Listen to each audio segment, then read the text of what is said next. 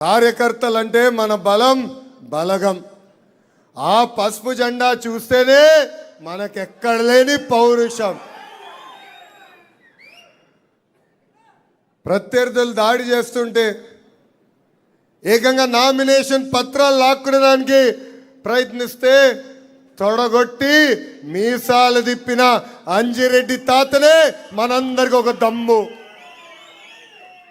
మెడపై కత్తి పెట్టి వాళ్ళ నాయకుడికి జై కొట్టమంటే జై తెలుగుదేశం, జై చంద్రబాబు అని చెప్పి ప్రాణాలు కోల్పోయిన తోట చంద్రయ్యనే మనందరికి ఒక ధైర్యం.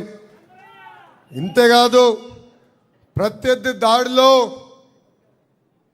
కంటి చూపు పోగొట్టినా తగ్గేదే లేదని చెప్పిన చెన్నుపాటి గాంధీ గారే మనందరికి ఒక స్ఫూర్తి. ఏకంగా పోలింగ్ బూతులు నిలబడినందుకు వైకాపా నాయకులు దాడి చేసి రక్తం కారుతున్నా చివరి ఓటు పడే వరకు నిలబడి ఆ ఈవీఎం బాక్స్కి లాక్ వేసిన తర్వాతనే ఆసుపత్రికి వెళ్ళిన మంజుల గారు మనందరికీ ఆదర్శం అని ఈ సభాముఖంగా తెలియజేస్తున్నారు.